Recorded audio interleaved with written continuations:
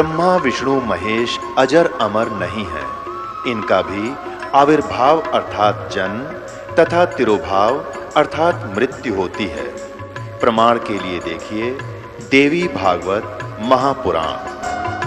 ब्रह्मा, मैं, विष्णु और शिव, यह तुम्हारी प्रभाव से जन्मवान है।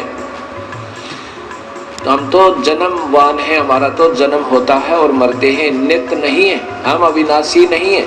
फिर इंद्रादि दूसरे देवता नित्य किस प्रकार हो सकते हैं?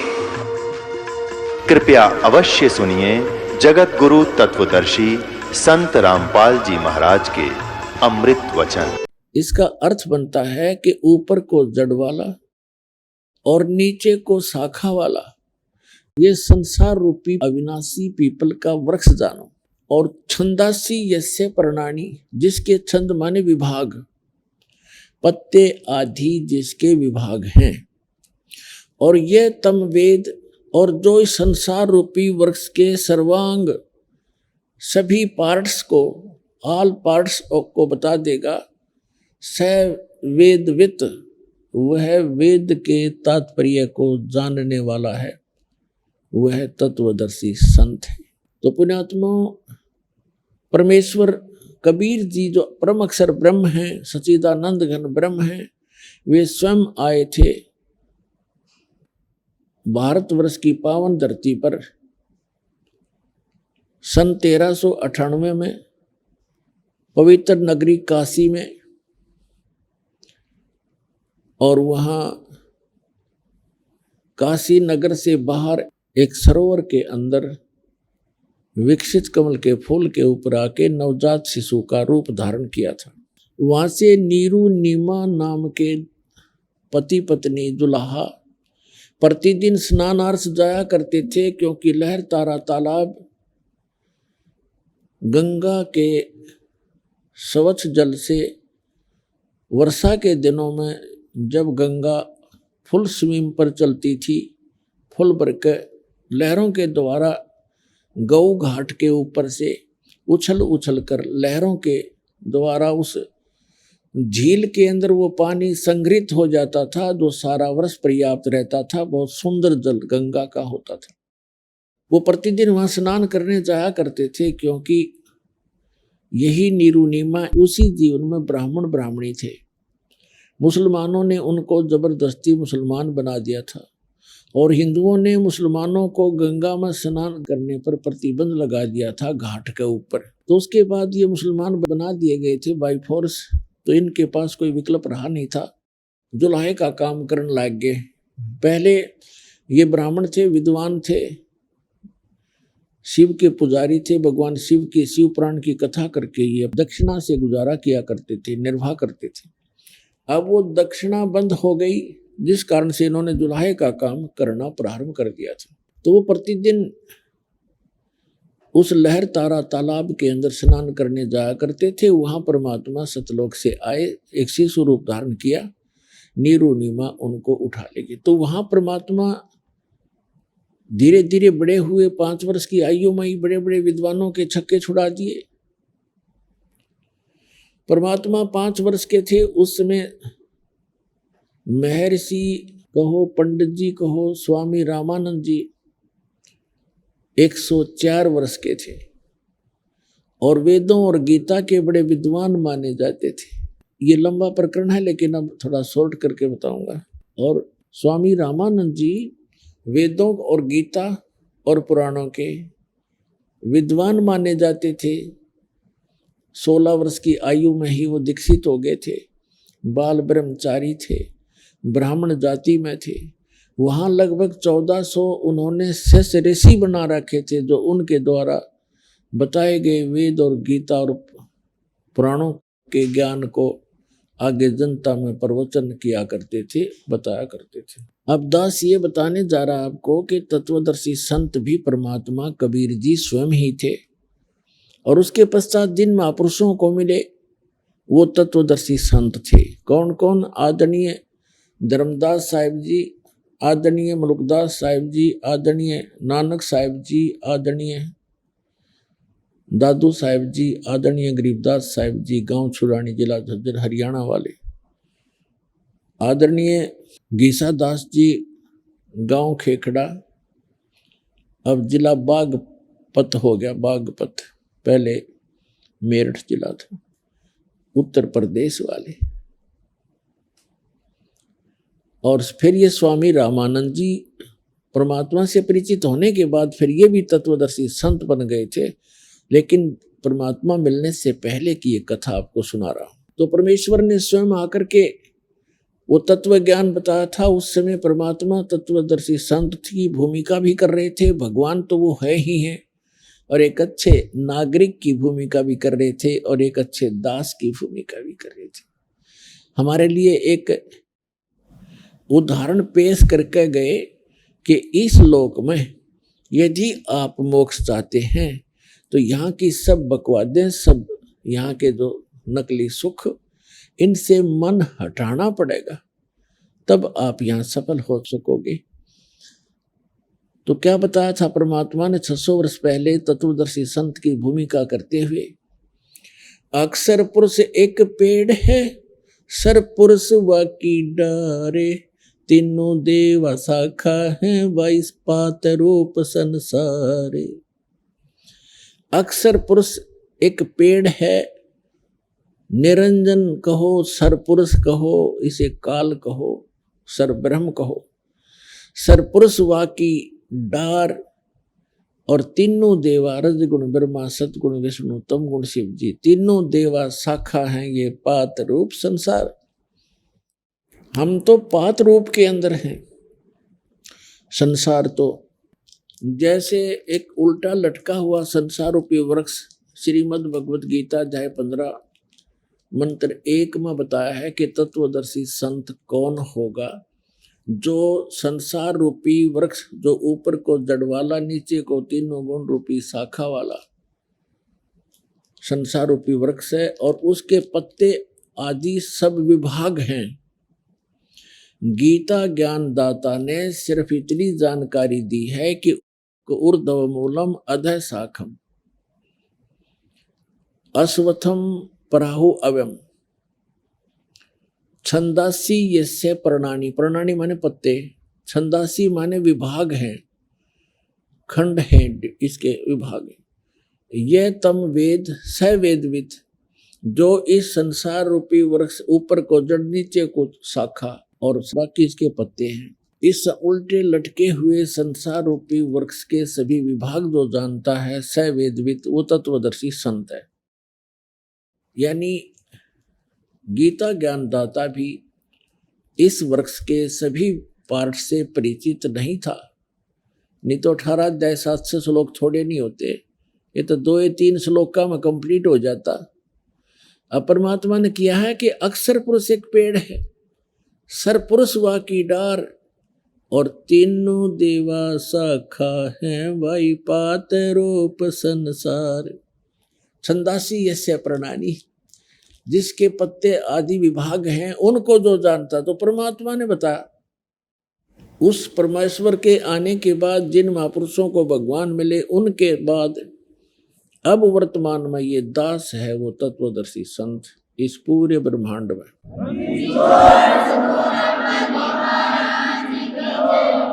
पुण्यात्मा, अपनी आप महिमा करना अच्छा सा नहीं लगता, लेकिन मेरी मजबूरी बन गई, क्योंकि हमारे भगवान ने भी अपनी जानकारी आप पर बताई थी।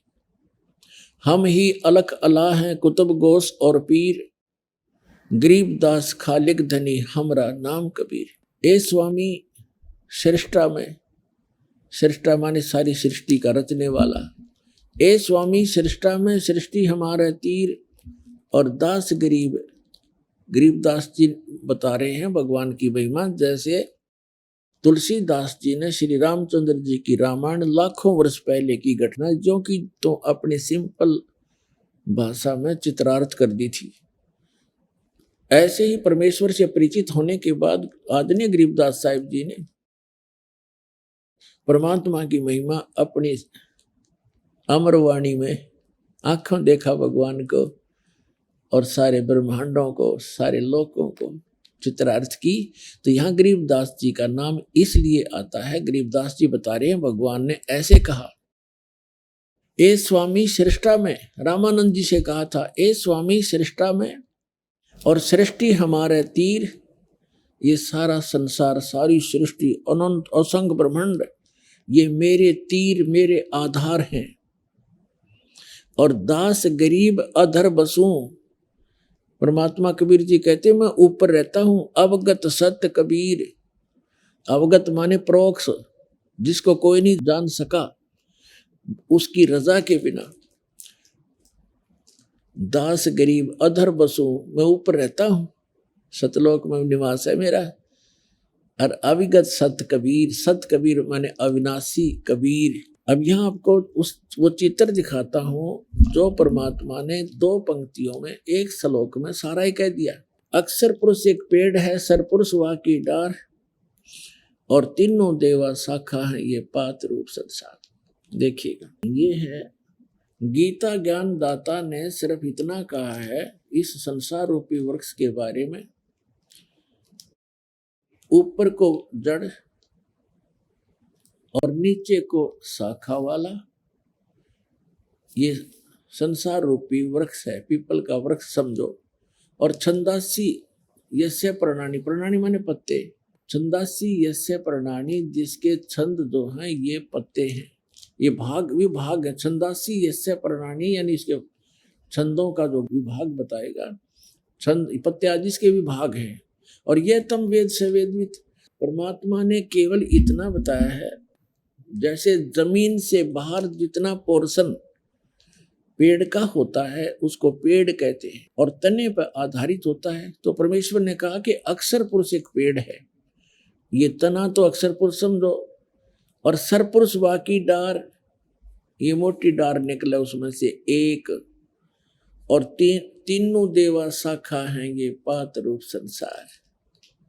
तीनों देवा शाखा है, रजगुण ब्रह्मा जी, सतगुण विष्णु जी, तमगुण शिव जी, ये शाखा है।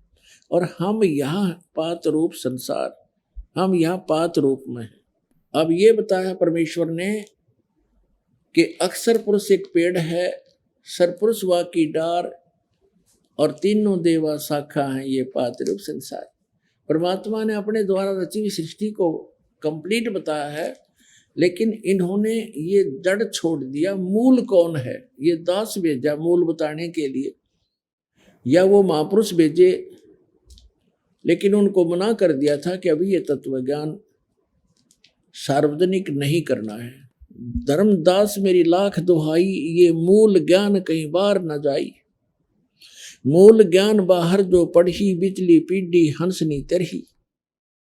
और मूल ज्ञान ये तत्व ज्ञान और सार शब्द तब तक छुपाई जब तक 12 पंथ ना मिट जाई। तो ये अभी तक छुपा के रखना था। ये 12 पंथ, 12वां पंथ गरीबदास पंथ है। इसके अंदर ही परमात्मा ने कहा था कि 12वें पंथ में हम ही आएंगे, जो 12वां पंथ चल चुका होगा। और जब कलयुग 5500 वर्ष बीत गया होगा लगभग, तब हम आएंगे। वो परमेश्वर नहीं आए तो दास को भेज दिया, उस सारी संपूर्ण अध्यात्म ज्ञान से युक्त करके। अब देखिएगा,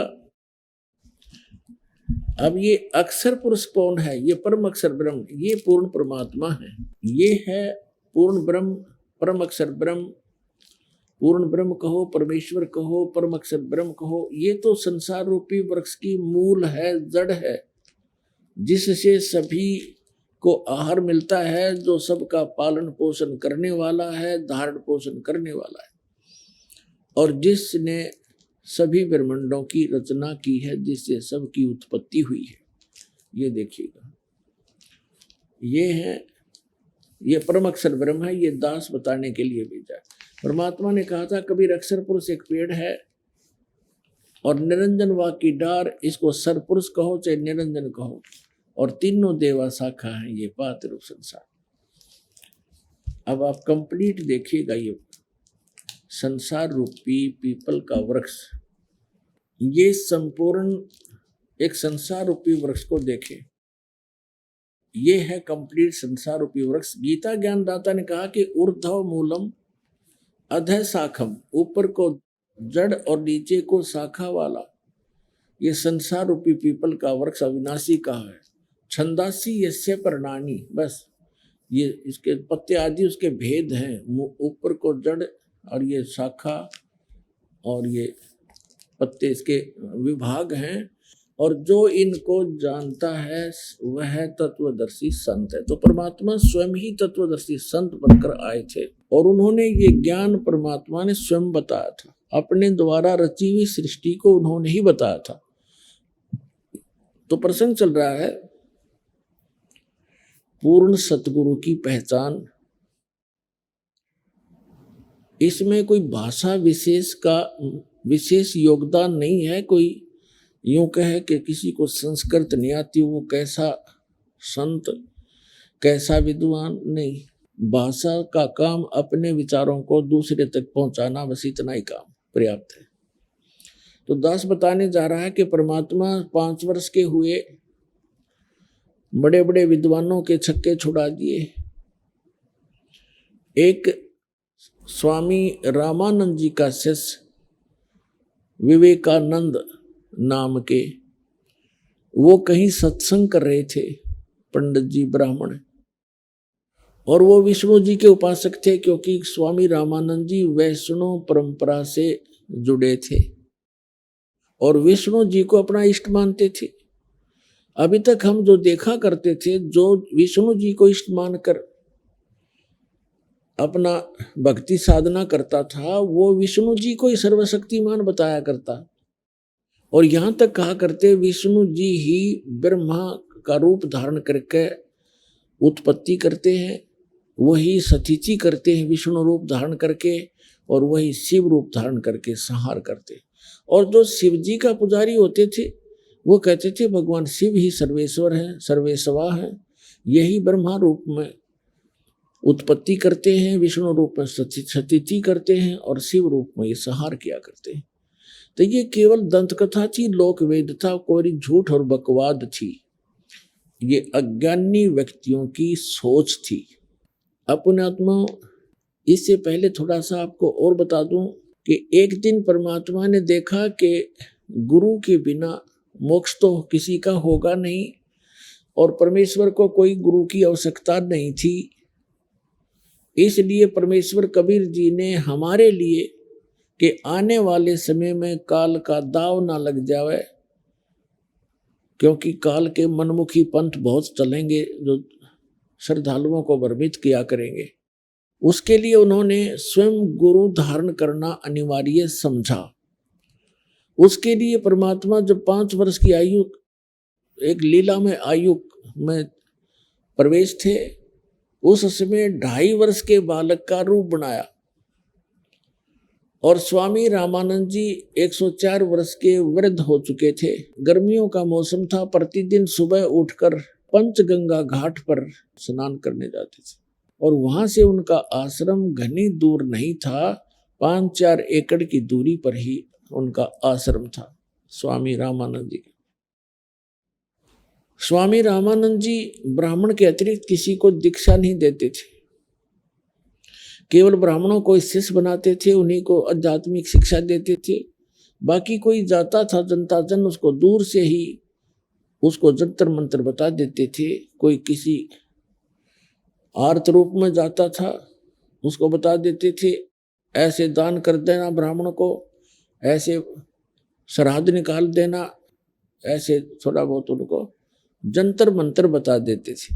परमेश्वर दुलाहे जाति में प्रकट थे। उन्होंने एक शिशु रूप धारण किया, यानी 2.5 वर्ष के बालक का रूप बनाया, और जिन पैड़ियों के ऊपर गंगा घाट पर स्वामी रामानंद जी स्नान करने जाया करते थे, मुंह अंधेरे जाते थे, ब्रह्म मुहूर्त में जाते थे।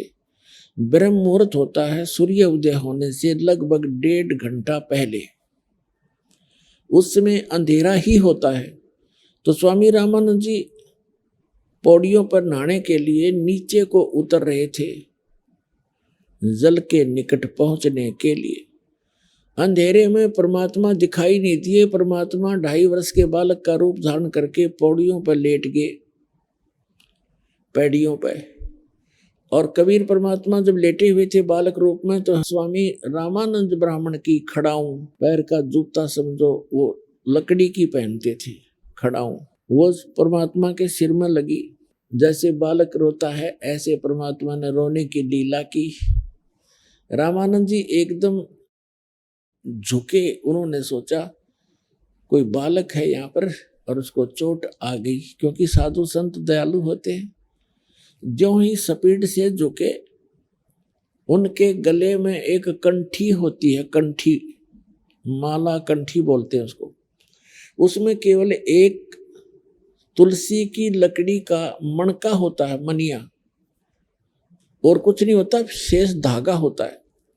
वो स्वामी रामानंद जी के गले से निकल गए और परमात्मा के कबीर जी के गले में डल गई। अंधेरे में रामानंद जी को दिखाई दिया नहीं, और सिर पे हाथ रखा, क्योंकि परमात्मा बालक रूप में बैठ गए। सिर पे हाथ रखा और कहा, बेटा राम राम बोलो, राम राम बोलो, राम के नाम से सब दुख दूर होते हैं। मेरे से धोखा हो गया बेटा, मुझे दिखाई नहीं दिया, आपको चोट आई होगी, बैठ जा, रो मत, थोड़ा सा चानना हो जाएगा, रोशनी हो जाएगी, तब तुझे तेरे घर भिजवा दूंगा। तो नींद में गलती से अंधेरे में यहाँ आ गया। अब स्वामी जी उनको चुप करा के स्नान करने के लिए और नीचे पौड़ियों पर चले गए।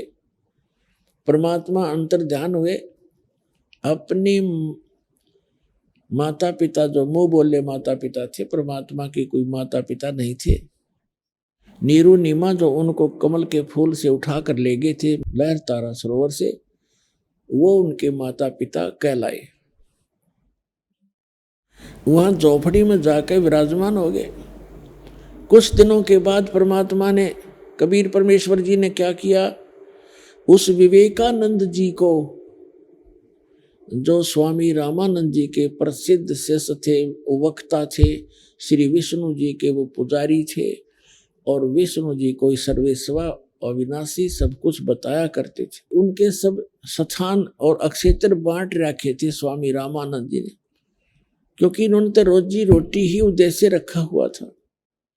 उनके अक्षेत्र बांट दिए थे। विवेकानंद इस कॉलोनी में, दूसरा दूसरी कॉलोनी में, तीसरा तीसरी कॉलोनी में, चौथा चौथी कॉलोनी में, केवल वही दीक्षा और उपदेश और ज्ञान कराएगा। अन्य को दूसरे गांव और शहरों में ऐसे छोड़ रखा था। 1400 ऋषि थे। अब क्या किया, विवेकानंद ऋषि स्वामी रामानंद जी के शिष्य अपने श्रद्धालुओं में, भक्तों में वहां प्रवचन कर रहे थे, सत्संग चल रहा था, और कबीर परमात्मा भी जाकर बैठ गए। जैसे वैष्णव उपदेशी होते हैं, वो तिलक लगाते हैं माथे पर, एक लंबा तिलक निकालते हैं यहाँ से लेकर नाक तक, केवल एक तिलक ऐसे, और परमात्मा तिलक लगा कर चले गए, पीछे बैठ गए।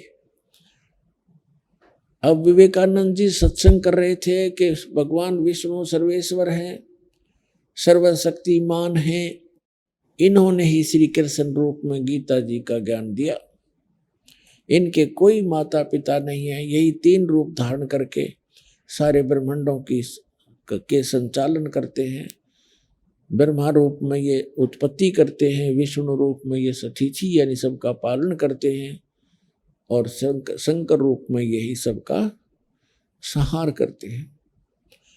जब सारा कुछ सत्संग उसने सुना लिया, तब परमात्मा खड़े हुए, बालक रूप 5 वर्ष के बच्चे, और खड़ा होकर के कहा कि स्वामी जी मेरी कुछ शंकाएं हैं, कृपा उनका समाधान कीजिए। तो विवेकानंद ने कहा कि बोलो क्या शंका है आपकी, बोलो क्या समाधान चाहते हो। तब परमेश्वर ने कहा कि कौन ब्रह्मा का पिता है, कौन विष्णु की माँ, शंकर का दादा कौन है, पंडित जी दे बता। अब जितने श्रोता थे वो भी चकित, और विवेकानंद को हंसी आ रही थी। अरे बालक,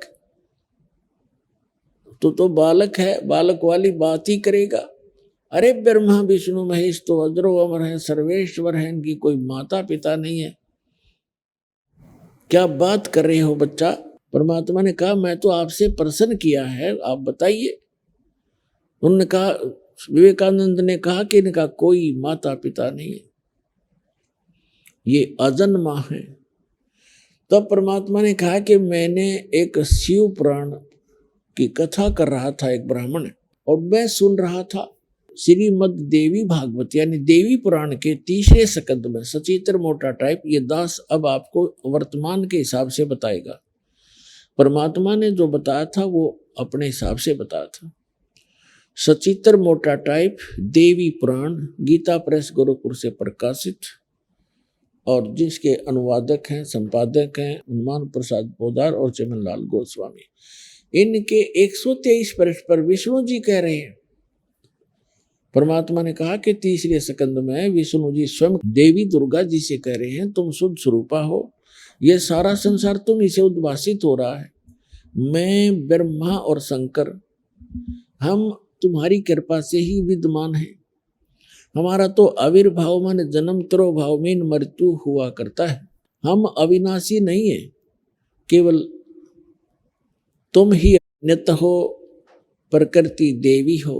तो भगवान शंकर कह रहे हैं कि हे माता, जब विष्णु जी के बाद श्री ब्रह्मा जी भी आप ही से उत्पन्न हुए हैं, तो क्या मैं तमोगुणी लीला करने वाला शंकर आपका पुत्र नहीं हुआ? और दूसरी बात सुनो स्वामी जी के शिव पुराण के अंदर रुद्र संहिता अध्याय नंबर 5 से लेकर 8 तक,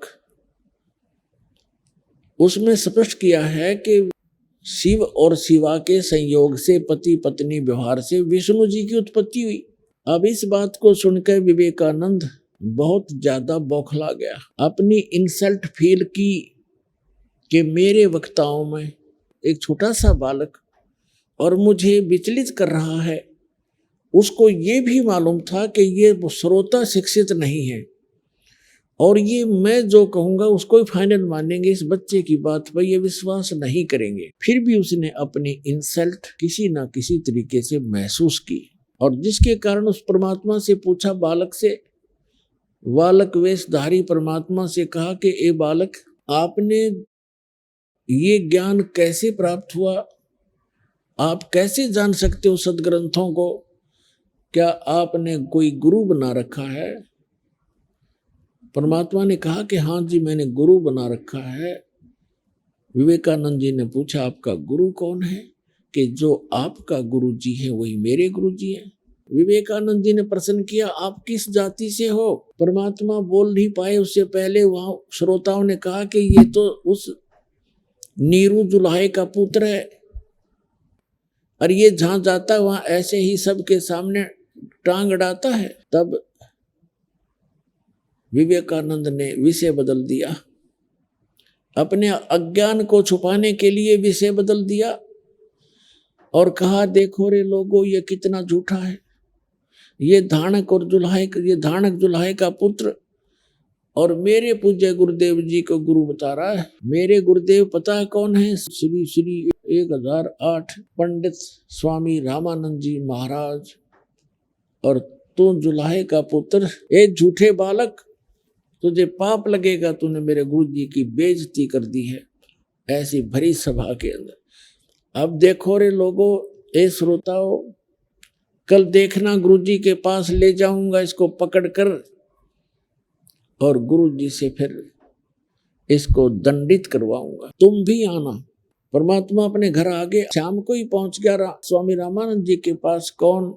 विवेकानंद पंडित जी। और जाके कहा, महाराज, मारी तो नाक काट ली, हम तो कितने बार मुंह दिखाने जोगे नहीं छोड़े, हम कैसे संसार में रह पाएंगे?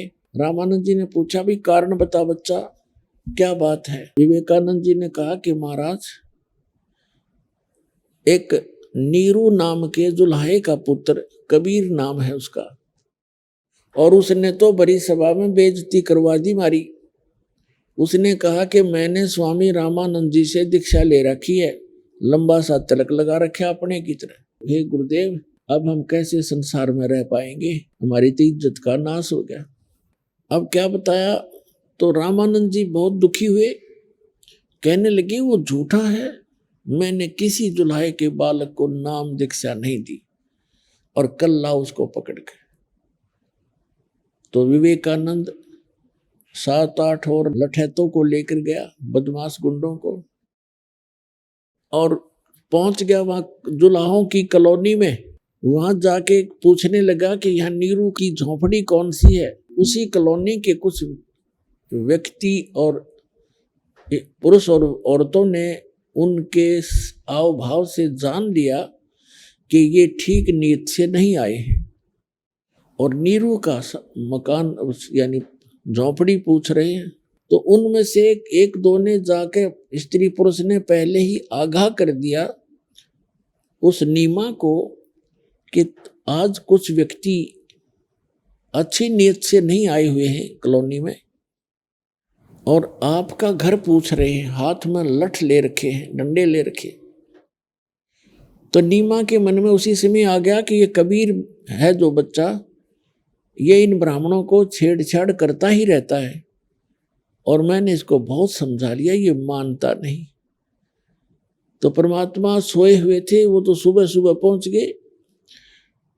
नीमा ने उस बच्चे बालक भगवान को उठाया और कहा, बेटा तूने किसको क्या कह दिया? कुछ ऐसे निकम्मे व्यक्ति ब्राह्मण एक ब्राह्मण के साथ आए हुए हैं, तो बेटा ऐसे कर, झोपड़ी के पीछे छुप जा, मैं तेरे ऊपर कुछ कपड़े उपड़े गुजर ऐसे पुराने जराने डाल दूंगी, तो बोलिए मत बेटा। तो ऐसे नीमा ने परमात्मा को पीछे ले जाके झोपड़ी के वहां लिटा दिया, उसके ऊपर ऐसे पुराने फटे कपड़े और कोई ऐसा डाल दिया जैसे महसूस ना हो कि यह बालक छुपा है। तब तक वो आ गए वहां पर विवेकानंद और उसके सारे साजंदे और कहने लगे, तेरा बेटा कहाँ है, उसको बाहर निकाल।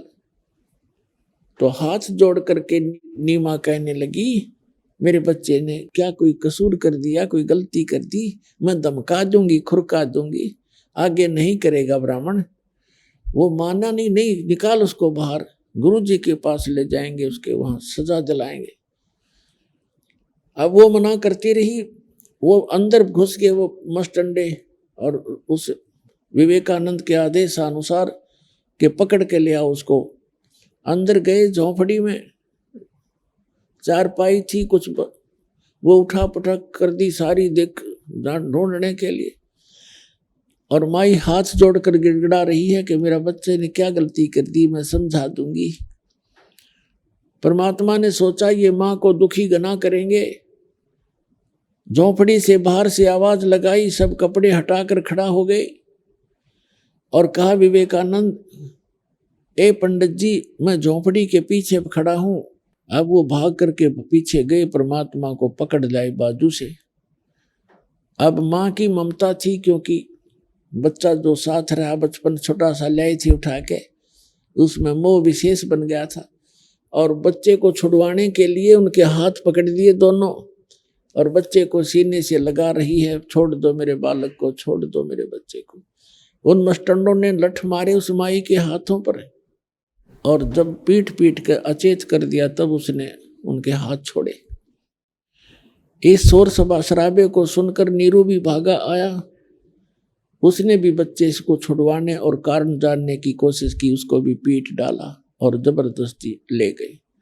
जैसा कि आप जी को सचित्र मोटा टाइप देवी भागवत देवी पुराण के आपको छठे सगंध 414 पृष्ठ पे बताया, व्यास जी ने बताया जन्मे जी को कि हे राजन, जो सतयुग त्रेता द्वापर में राक्षस समझे जाते थे, ऐसे तो कलयुग के ब्राह्मण हैं।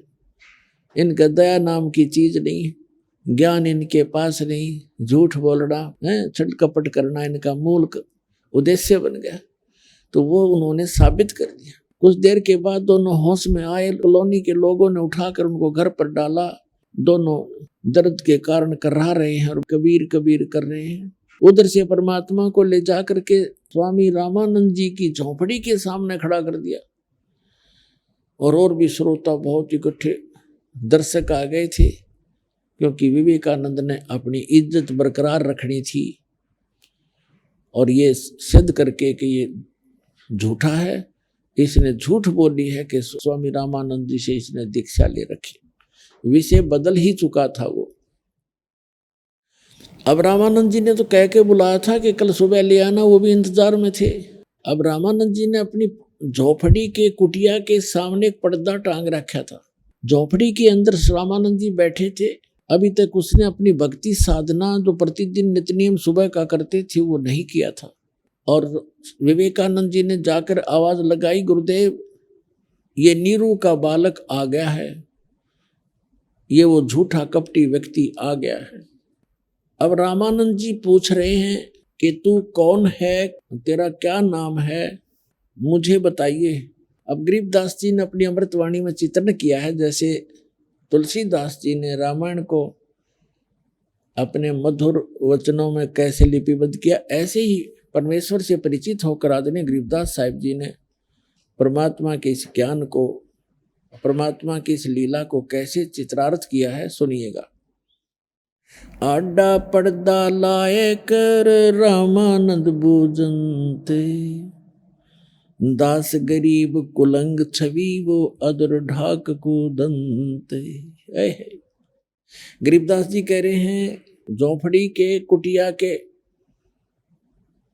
गेट पर पर्दा लटका के गेट के अंदर, झोपड़ी के अंदर से बात कर रहे हैं बाहर खड़े कबीर परमात्मा से, ये दिखाने के लिए कि मैं नाम दीक्षा देना तो बहुत दूर है, मैं इन दुल्हाओं की शक्ल भी नहीं देखता, सुबह सुबह मैं इनको अपना कपड़ा भी टच नहीं करने देता।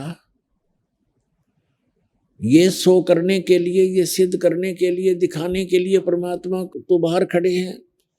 झोपड़ी से रामानंद जी झोपड़ी के अंदर से पर्दा बीच में है, बातें प्रश्न उत्तरी हो रही है भगवान और उस आत्मा की। परमात्मा और आत्मा की कैसे चर्चा होती है, कबीर परमात्मा से वो तुच्छ जीव रामानंद जी कैसा व्यवहार करते हैं बगैर ज्ञान के। और जब ज्ञान होगा, जब देखना उस 104 वर्ष के वृद्ध की क्या स्थिति होगी उस परम पिता के सामने। गरीबदास साहिब जी कहते हैं, आडा पर्दा लाए कर रामानंद बूझनत, दास गरीब कुलंग छवि ही अदर ढाक को दंत। जैसे मृग कूदा कर कहते झोपड़ी के अंदर पांव पीटा है क्रोध में, और बाहर के लोगों ने सुने आवाज जोर की, पैरों की भी मुख से बोल रहा कड़वे कड़वे वचन। गरीबदास जी कहते हैं ऐसे कूदा जैसे मृग कूदा करे, पांव पीटा अंदर से, और क्या बोले, कौन जात कुल पंथ है और कौन तुम्हारा नाम है, गरीबदास आदीन गति फिर बोलत है बलि जाऊं मैं। रामानंद जी ने पूछा कि कौन तुम्हारी जाति है और कौन तुम्हारा पंथ और कौन तुम्हारा नाम है। अब गरीबदास जी कहते हैं परमात्मा इस प्रश्न के उत्तर में जैसे एक शिष्य अपने गुरुदेव के सामने विनम्र होकर के बातें करता है, तो क्या बताते हैं, रामानंद जी ने पूछा कौन जात कुल पंथ है, कौन तुम्हारा नाम है, गरीब दास गरीब आधीन गति फिर बोलत है बलि जाऊं मैं, कि बलिहारी जाऊं परमात्मा के ऊपर। गरीबदास जी कहते हैं इतने अधीन होकर बोले, क्या बोले, ये वचन उन्होंने बड़े प्यार से कहे, जैसे नम्रता से कहा करते हैं, जैसे अभिमान से नहीं। क्या कहा, जात हमारी जगत गुरु और परमेश्वर है पंथ, दास गरीब लिखत पढ़े मेरा नाम निरंजन कंत। अब ये रामानंद जी जितने भी ऋषि महर्षि थे, ये इस परमात्मा को, ब्रह्म को ही निरंजन कहा करते थे। वैसे इसका सही नाम ज्योत निरंजन है। निरंजन का अर्थ होता है माया रहित परमात्मा, निरंजन। अब हम गलती से इस काल को निरंजन मान रहे थे, ये है ज्योत निरंजन, ज्योति निरंजन, माया सहित ये भगवान स्वामी है। और ये वास्तव में निरंजन अर्थ का होता है परम पिता का।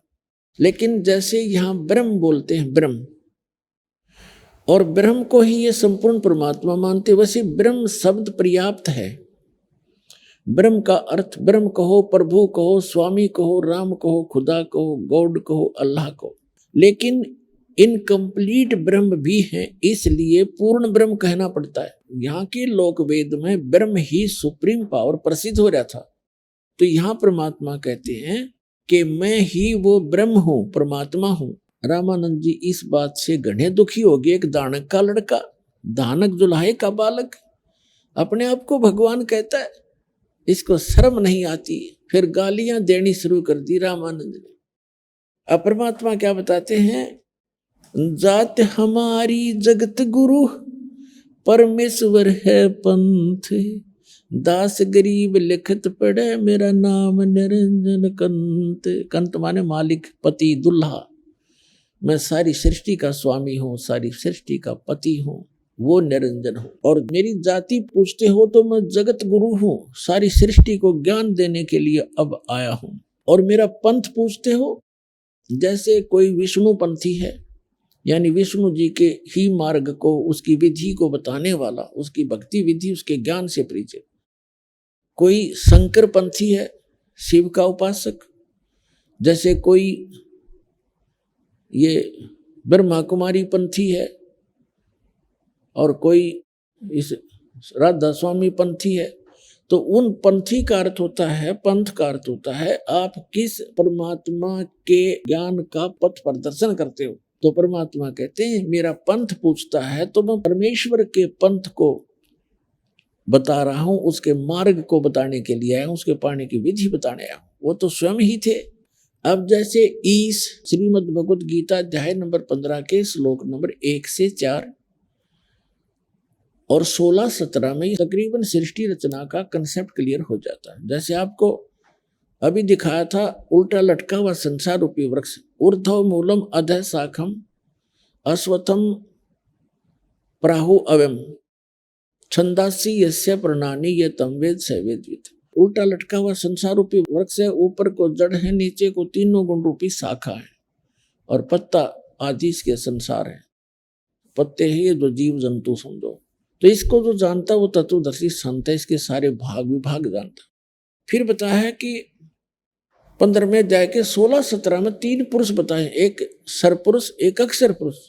सरपुरुष तो ये ईश कहो, सरपुरुष कहो, ईश कहो। अक्षर पुरुष आपको बता दिया वो डना है, और सरपुरुष उसकी डार है। तो अक्षर पुरुष कहो या ईश्वर कहो, ईश, ईश्वर। और तीसरे नंबर का 8वें अध्याय के गीता जी के तीसरे श्लोक में, 8वें अध्याय के प्रथम श्लोक में अर्जुन ने पूछा कि आप जी ने 7वें अध्याय के 29वें श्लोक में जिस तत्ब्रह्म की जानकारी दी है कि उसको जानने के बाद प्राणी केवल जरा और मरण से छूटने का ही प्रयत्न करता है, इस संसार की किसी वस्तु की डिमांड नहीं करता। तो 8वें अध्याय के प्रथम मंत्र में अर्जुन ने पूछा किम तत्ब्रह्म, वो तत्ब्रह्म क्या है। 8वें अध्याय के तीसरे श्लोक में गीता ज्ञानदाता कहता है वो परम अक्षर ब्रह्म है। तो गीता अध्याय नंबर 15 के श्लोक नंबर 1 से 4 में सभी विभाग बताए हैं, और 16-17 में बताया है कि 3 पुरुष है। एक सरपुरुष, सरपुरुष को ईश कहते हैं, ये केवल 21 ब्रह्मांड का स्वामी है, प्रभु है, मालिक है। और दूसरे को अक्षर पुरुष को ईश्वर कहते हैं, ईश्वर यानी ईश से श्रेष्ठ, इस ब्रह्म से नेक्स्ट पर ब्रह्म, अक्षर ब्रह्म भी कहते हैं इसको। और तीसरे नंबर का जो परम अक्षर ब्रह्म है उसको परमेश्वर कहते हैं। ईश, ईश्वर यानी इस ईश से श्रेष्ठ, और परमेश्वर उस ईश्वर से भी श्रेष्ठ, परम श्रेष्ठ, ईश्वर से भी परम यानी परमेश्वर, वो तीसरे नंबर का यानी ओवरऑल कंट्रोलर। तो परमात्मा अपने को छुपाकर अपनी महिमा आप ही बता रहे हैं कि जाति हमारी जगत गुरु और परमेश्वर है पंथ, दास गरीब लिखत पढ़ो, मेरा नाम निरंजन कंत। अब रामानंद जी घने दुखी हो गए इस बात से, अज्ञानता के कारण कि छोटा सा बालक, धानक का, एक दुल्हाई का बालक और अपने आप को भगवान बताता है, तो गुस्से आकर गालियां मंड गए, गालियां लगे देने। रे बालक सुन दुर्बुद्धि, घटमट तन आकारे, दास गरीब दर्द लगा जब हो बोले सृजनहारे।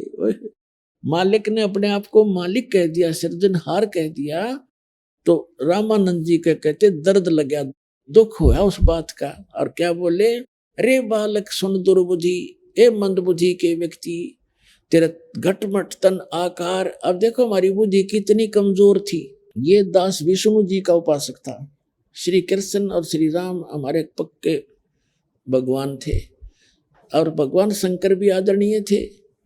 हम तो सभी को ऐसे मानते, लेकिन विशेष रूप से हम विष्णु के उपासक थे, श्री कृष्ण जी के। और ऐसे ही अन्य भी हमारे साथी होते थे। तो जब कभी डिस्कस करते थे, कोई पूछता था कि समाधि लगाता है, मैंने किसी संत ने बताया मैं समाधि लगाता हूँ, और भगवान आपने देखा? अके नहीं, भगवान तो निराकार है, वो दिखाई थोड़ा ही देता है। वो तो निराकार है, केवल प्रकाश दिखता है। कुछ तो सुनी सुनाई के और एक आध दिन दिख भी जाता होगा, तो प्रकाश भगवान नहीं है, वो तो भगवान का प्रकाश है। तो कहने का भाव ये है, यहाँ रामानंद जी भी उसी दुर्बुद्धि से ग्रस्त था। वो कह रहा है कि तू अपने आप को भगवान कहता है, भगवान दिखाई थोड़ा देता, वो तो निराकार है, उसका तन शरीर थोड़ा ही है। ऐसी बिरानमाटी हो रही थी, ऐसी दुर्बुद्धि थी हमारी ज्ञान की। अब वही रामानंद जी बोल रहे उसी सत्र का, वही ज्ञान आम आदमी को हमें होता था ऐसा ही। तो क्या कहते हैं, रे बालक सुन दुर्बुद्धि, घटमट तन आकारे, गरीब दास दर्द लगा हो बोले सृजनहार। ए दुर्बुद्धि बालक, तेरा शरीर दिखाई देता है, तेरा आकार है, तो अपने आप को भगवान कहता है। तो गरीबदास जी कहते हैं, रामानंद जी का इस बात का घना दुख हुआ, भगवान ने अपने आप को भगवान कह दिया। तुम मोमन के पालेवा, जुल्हे के घर बासे, दास गरीब अज्ञान गति, एता दृढ़ विश्वास। और कॉन्फिडेंस से बोल रहे भगवान कि तुम मोमन के पालवा, तो एक मुसलमान के घर तेरी परवरिश हो रही है, यानी बहुत अच्छी बुद्धि से संबोधित कर रहे हैं रामानंद जी, ये जानकर कि तू एक धानक और मुसलमान के घर में तू पल रहा है, और तेरा जुल्हे के घर निवास है, और अपने आप को तू भगवान बताता है। तुम मोमिन के पालेवा, तेरा जुल्हे के घर बासे, दास गरीब अज्ञान गति, एता दृढ़ विश्वास। मान बढ़ाई छोड़ कर बोलो बालक बैन। रामानंद जी कहे हैं कि सीधी बात कर, अभिमान त्याग, तू अभिमान ना करे कि अपने आप को भगवान बता रहा है। मान बढ़ाई छोड़ कर बोलो बालक बैन, दास गरीब अदम मुखी, एता तुम गट फैन। तरक तलु से बोलते रामानंद सुरज्ञाने, दास गरीब को जाते हैं आखिर नीच निदान। अब रामानंद जी कह रहे हैं कि तेरी जात का पता नहीं, कुजात तेरा पता नहीं तो किसका है, तू पढ़ा पाया था उसको नीरू को, और अपने आप को है तू कुजात है ना, नीच, इसलिए छोटा मुंह बड़ी बात कर रहा है। तर्क तलु से बोलते रामानंद सुरज्ञाने, दास गरीब कुजात है आखिर नीच निदान।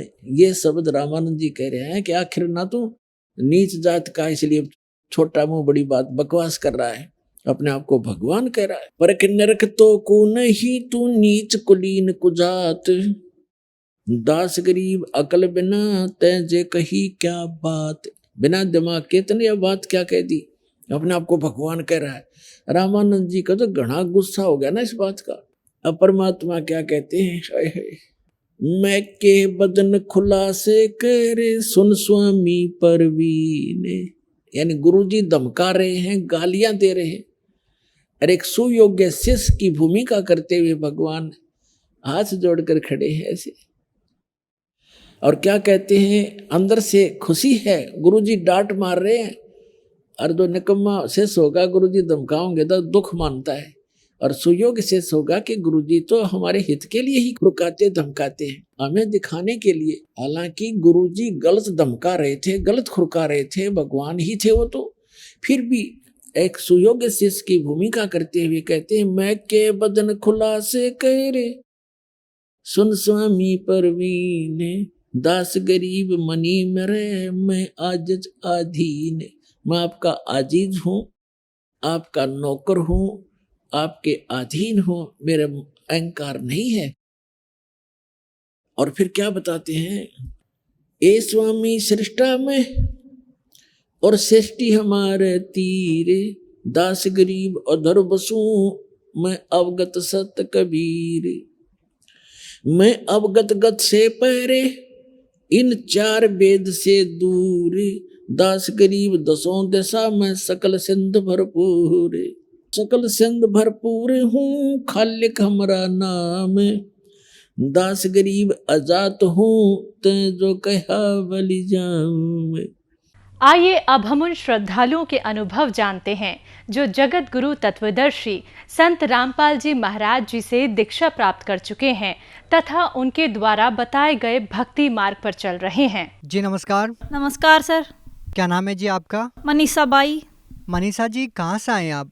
पदमाड़ा खुर्द, तहसील मुंडा और जिला अलवर से, राजस्थान।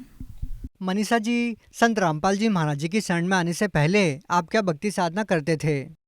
संत रामपाल जी महाराज जी की शरण में आने से पहले परिवार में जो भी भक्ति करते थे वही हम करते थे, क्योंकि हमारे दादाजी जो कुल गुरु बोलते हैं ना वो पूजा करते थे, उनके अकॉर्डिंग हम सब कुछ किया करते थे। जैसे शेरा वाले को पूजना और हमारे इष्ट देव जो बिलाड़ी में जो नैना देवी ये सब बोलते हैं ना वो थी। तो जो पूजाएं आप कर रहे थे, क्या उन पूजाओं को करने से आपको कोई विशेष लाभ भी मिला? नहीं, कुछ लाभ नहीं मिला। उनकी भक्ति करते करते मेरे पापा बीमार रहते थे, मेरे अंदर खुद के अंदर भूत आते थे, मेरी मम्मी के अंदर भी। मेरे बचपन से हमने देखा है तब से मेरे पापा बीमार रहते थे। और हमारे जो कुल गुरु थे, मेरी मम्मी सबसे पहले उनके वहाँ लेके जाती थी, क्योंकि मेरे दादाजी थे तब। उन्होंने कहा था कि बेटा वो हमारे कुल गुरु हैं तो सबसे पहले हम उसी के पास लेके जाएंगे, फिर डॉक्टरों को दिखाएंगे। मेरे पापा को मेरी मम्मा वहाँ लेके गई और वहाँ जाने के बाद जो कुल गुरु हैं हमारे बंशीदास जी, वो उन्होंने ये कहा कि ये ठीक नहीं हो सकते, बस वो बबूती, धूनी की बबूती जो बोलते हैं वो दे देते थे और लगा देते थे माथे में, बेटा ठीक हो जाएगा। मेरे पापा 3-3 4-4 दिन तक दिन रात वहाँ पे रहते थे। मेरे पापा पुकारते, मेरी मम्मी रोती और हम खुद रोते थे, मेरे पापा को भगवान ठीक कर दो, लेकिन कोई भी ठीक नहीं करता। वो तो बस ऐसे ही बोल देते थे कि भगवान दया करेगा, बस। मनीषा जी, जैसे कि आपने बताया कि आपने बहुत सारी परेशानियों का सामना किया है, आपको भूत प्रेत की बाधा थी, तो हम आपसे ये जानना चाहेंगे कि संत रामपाल जी महाराज जी के बारे में आपको कैसे पता लगा? सर, मेरे बड़े ताऊ जी, मेरे पापा जो हैं 4 भाई बहन हैं, वो 4 भाई हैं और एक सिस्टर है उनकी। जैसे ही बड़े वाले ताऊ जी के जो बड़े बेटे हैं उनको धार्मिक किताबें पढ़ने का बड़ा शौक़ है। वो जैसे उनके साथ हमारे गांव के भैया लगते हैं, वो दारोडा से गुरु रामपाल जी महाराज जी की ज्ञान गंगा पुस्तक लेकर आए और मेरे भैया को दे दिया, भैया आपको ये कि धार्मिक पुस्तक पढ़ने का शौक़ है तो आप ये पढ़ो, आपको सारा ज्ञान हो जाएगा। लेकिन वो उसने पढ़ी नहीं थी, उनके बाहर से देख के उसको ऐसे लगा कि अच्छी किताब है, उसको देनी चाहिए। मेरे भैया को दे दी उसने और मेरे भैया ने उसको पढ़ा और संत रामपाल जी महाराज जी से नाम दीक्षा ली। और जैसे ही उसको प्रथम नाम मिला हमें पता नहीं चला। और मेरे पापा खुद सियाने से एवड़े थे, जंतर मंतर गया करते थे। और जो बड़े वाले भैया हैं उसके छोटे वाले भैया वो भी खुद किया करते थे। उसके पास तो ऐसा एक कड़ा था कि उसको जो भी बंदा उसको अगर हाथ लगाए तो उसके अंदर अग्नि निकलती थी, उसको कोई टच भी नहीं कर सकता था। उसको ये घमंड था कि मैं ही सबसे बड़ा तांत्रिक हूँ, क्योंकि मेरे बराबर कोई और शक्ति है नहीं। जैसे ही वो संत रामपाल जी महाराज के वहाँ गया, आश्रम में गया, और वो जो भगत जी होते हैं वहाँ के, वो बोले भगत जी आप ये निकाल दो, आपको नाम दीक्षा लेनी है। वो सोच रहा था कि बस कुछ नहीं करना, मेरे बराबर शक्ति नहीं है। तो छोटा सा बच्चा देख रहा था, भगत जी आप ये क्या बातें कर रहे हो, आपको नाम दीक्षा फॉर्म भरवाना है भरवाओ। उस कड़े को संत रामपाल जी महाराज जी जिसने छोटे से बच्चे ने नाम दीक्षा ले रखी थी उसने निकाल दिया। तो उसने सोचा कि जब इतने छोटे से बच्चे ने क्या नियम और भक्ति की होगी, इसमें इतनी शक्ति है तो संत रामपाल जी महाराज में कितनी शक्ति होगी। फिर भैया घर पे आए और फिर ज्ञान गंगा पुस्तक ला के दी और फिर पापा ने पढ़ी और फिर हमने सबने नाम दीक्षा ले ली संत रामपाल जी महाराज जी से। मनीषा जी, जैसे कि आपने बताया कि आपका पूरा परिवार भूत प्रेत की बाधा से परेशान था, आपके पिताजी काफ़ी सालों से बीमार थे, तो हम आपसे ये जानना चाहेंगे कि जब आपने संत रामपाल जी महाराज जी से नाम दीक्षा ली तो क्या आपके जीवन की जो परेशानियां थी क्या वो ठीक हुई? मेरे पापा इतना नशा करते थे, दारू भी पीते थे, तम्बाकू भी, सिगरेट, सब कुछ किया करते थे और मारते पीटते भी थे। और संत रामपाल जी महाराज जी से नाम दीक्षा लेने के बाद, नाम दीक्षा लेते ही तुरंत उन्होंने छोड़ दी शराब वगैरह सब कुछ। और क्या क्या लाभ मिले आपको? संत रामपाल जी महाराज जी से नाम दीक्षा लेने के बाद मेरे अंदर, खुद के अंदर भूत प्रेत आते थे, वो ठीक हो गया। मेरी मम्मी के अंदर भी आते थे, वो भी ठीक हो गया। मेरे भैया को भूत प्रेत दिखाई देते थे और कंकाल सा दिखाई देता था और उसके पूरे बॉडी पे खरोंचे हो जाती थी और वो चिल्लाता था। सर, मैं आपको एक और बात बताना चाहूँगी, क्योंकि हमारे घर में मेरे दादाजी और मेरे भैया और मेरे पापा सभी तांत्रिक थे, लेकिन वो फिर भी हमारी दुख दूर नहीं कर पाते थे, क्योंकि दूसरों की दुख दूर करते थे और खुद के अंदर, घर के अंदर क्लेश होता था। सतगुरु रामपाल जी महाराज जी से नाम दीक्षा लेने के बाद, जैसे ही हमने नाम दीक्षा ली वैसे ही हमारे सारे दुख दूर हो गए और हम आज सुखी हैं। और कोई आर्थिक लाभ कुछ मिला है? सर, मेरे पापा इतना बीमार थे, वो ठीक होने लग गए, काम करने लग गए, क्योंकि मेरी मम्मा ही उसे खाना खिलाती थी, नहलाती थी, सब कुछ ऑल टोटली काम मेरी मम्मा करती थी। हम सोचते थे कि अब कैसे क्या होगा, इतने बड़े भी होंगे, पढ़ाई लिखाई भी करनी है।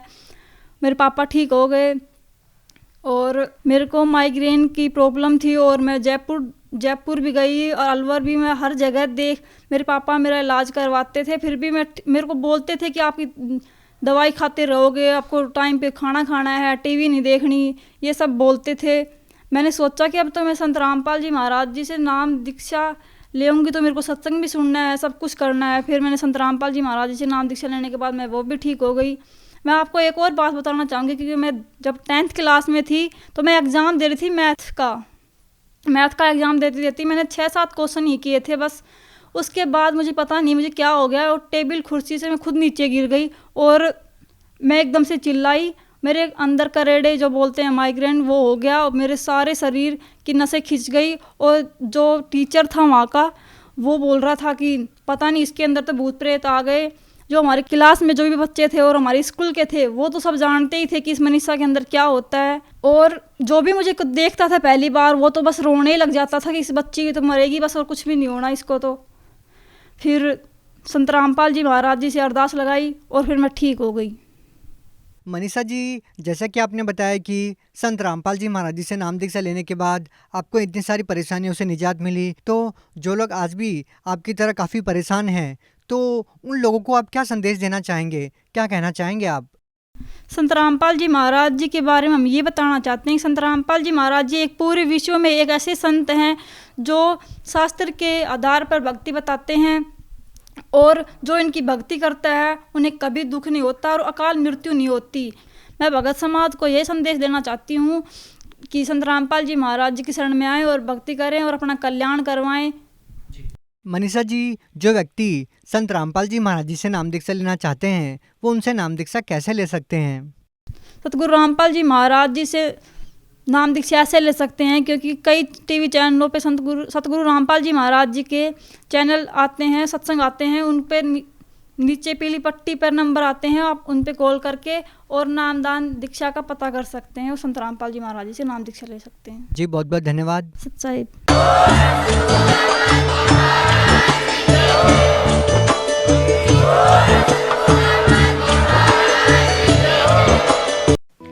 आप सुन रहे थे जगत गुरु तत्वदर्शी संत रामपाल जी महाराज के मंगल प्रवचन। अधिक जानकारी के लिए संपर्क करें